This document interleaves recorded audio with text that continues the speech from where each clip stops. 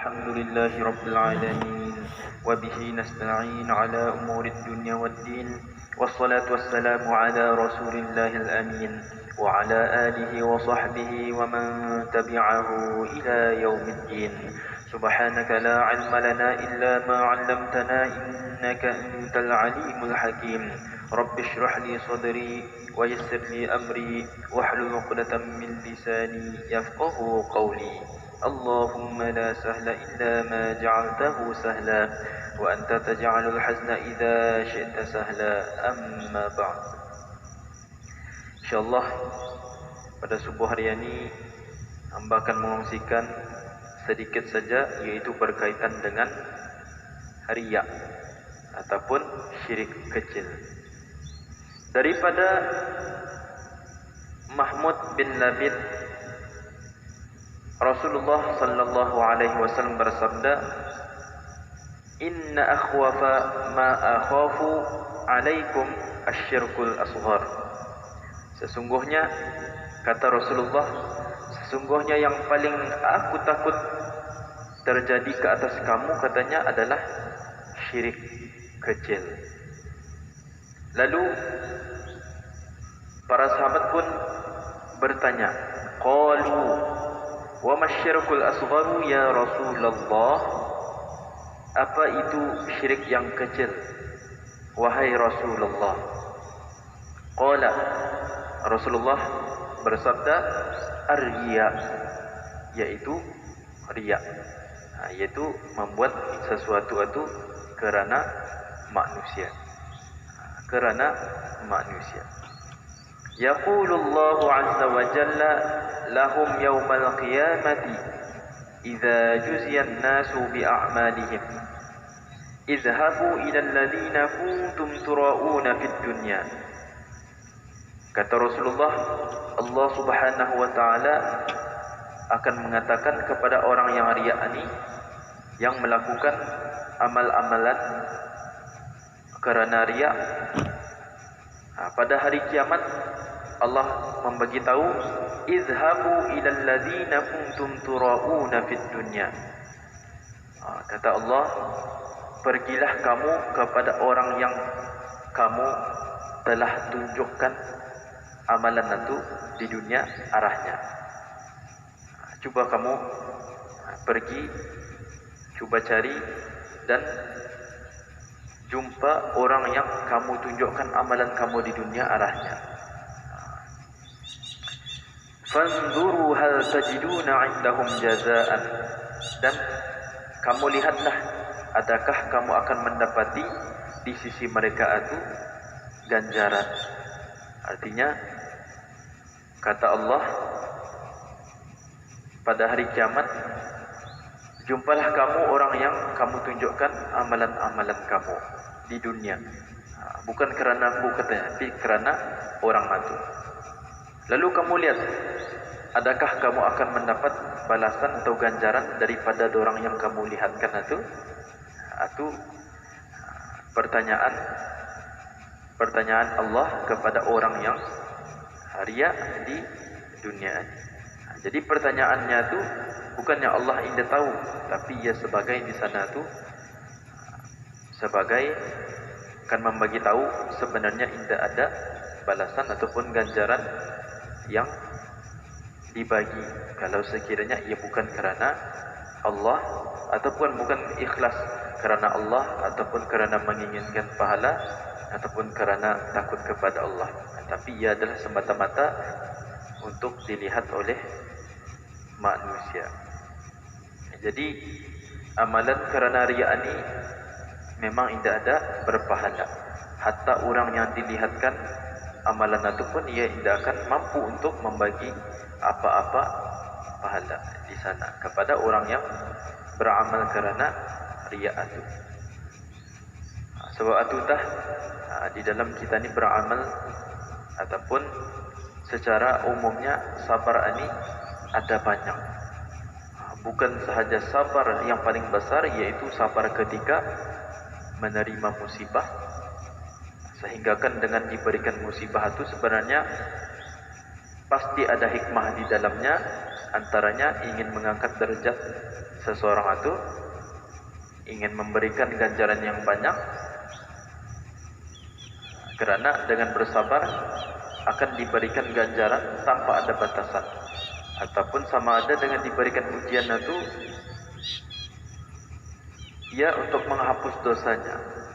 Hatta syaukatu yushakuha, hatta sehingga kan satu duri yang menyucuk kepada seseorang itu pun menghapus dosanya dan sebagainya. Itu adalah sabar yang paling tinggi. Dan ada juga sabar di dalam indah melakukan larangan-larangan Allah Subhanahu wa taala. Dia akan melakukan perkara maksiat tapi ia bersabar untuk indah melakukannya. Dan ada juga sabar di dalam melakukan kewajipan-kewajipan dan perintah Allah. Contohnya karena perintahkan untuk kita ni sembahyang, kita ni bersabar supaya indah kita ni meninggalkan sembahyang ataupun perintah Allah Subhanahu wa taala. Kita ni sabar tahan diri kita ni supaya kita ni lakukan sembahyang itu, walaupun dorongan nafsu sebenarnya indah mau melakukan ataupun payah kan melakukan, barat rasanya, lebih memilih untuk rehat dan sebagainya, ataupun lebih memilih masanya tu untuk yang bersama kawannya dan sebagainya. Dan ada juga sabar di dalam kita ni menjaga amalan-amalan yang sudah kita ni lakukan. Contohnya, yakni dikatakan indah nampak ia ni orang yang penyembahyang, ataupun indah nampak ia ni orang yang selalu bersedekah. Asal bersedekah saja, pandai ia mencari jalan atau cara untuk bertabung supaya orang lain tidak tahu. Tahu-tahu kita jumpa kawannya, bah, takah taninya untuk Palestin katanya. Dia pernah melihat di kita ni sedekahnya. Contohnya, tapi di dalam dirinya ia tahu ia selalu bersedekah, sehingga kan tangan kirinya indah tahu apa yang tangan kanannya ni sedekahkan. Harta macam itu, yang mana orang yang selalu bersedekah sehingga ia indah tahu tangan kirinya indah tahu tangan kanannya bersedekah ni, ia adalah antara 7 golongan yang mendapat naungan Allah. Selepas itu, kena bagi tahu betapa bersedekahnya. Kita ni jarang usulnya dilihat bersedekah. Kemudian ia bersabar untuk indah membagi tahu yang ia tu selalu bersedekah arah tabung Palestin secara diam-diam. Ia menjaga amalannya dengan dia bersabar. Suatu kata ulama, kita ni di dalam menjaga amalan pun hendaklah kita ni bersabar juga. Kalau sekiranya ada seseorang yang datang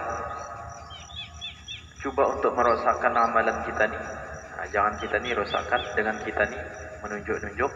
Kita ni beritahu selalu kalian sedekah. Di sininya, di sini disabotkannya, di bandar di sini tuhnya. Kalau sekiranya di bait selalu sedekah dia ni. Ni. Apatah lagi kalau orang family kunya katanya. Banyak semua diceritakannya, ditakuti, semua itu menjadi sia-sia. Macam kita ni mencharging telefon, indah kita ni on dia punya switch. Tahu-tahu lama sudah charging, dilihat, indah pun on rupanya. Kita ni pun jadi marah. Jadi itulah sabar kita ni dalam menjaga amalan-amalan yang sudah kita ni lakukan itu. Itu saja yang ingin dikongsikan pada subuh hari ini. Mudah-mudahan kita ini sentiasa menjadi hamba Allah yang kuat beribadah, yang istiqamah beribadah, dan bukan itu saja, kita ini ikhlas di dalam beribadah kepada Allah Subhanahu wa taala. Ketahuilah bahawa kata Zunnun, katanya ada 3 tanda ikhlas, yaitu yang pertama, seorang itu akan tetap merasa sama saja perasaannya antara kana puji ataupun kana cela. Macam tadi sedekah, karet minyak jarang melihat ia bersedekahnya, contohnya. Tapi ia tidak merasa apa-apa, sebab ia bersedekah sebelum itu sudah ia merasa ikhlas. Karena puji pun selalu bersedekah murah hati, dermawan. Macam itu. Ia nada rasa apa-apanya. Alhamdulillah hadza min fadli Rabbi. Berdoa saja. Indah ia macam istilahnya banyak hartaku dan sebagainya. Kemudian tanda yang kedua adalah ia melupakan amalan kebajikan yang pernah dibuatnya. Ingat masa tu pernah membagi masjid contohnya pernah ada sesuatu dibaginya. Ada katanya. Anda berapa ingat di sana indah, melainkan berbeza daripada orang yang selalu jumpa orang diceritakannya. Masa tu di masjid ada banyak di bagian ini.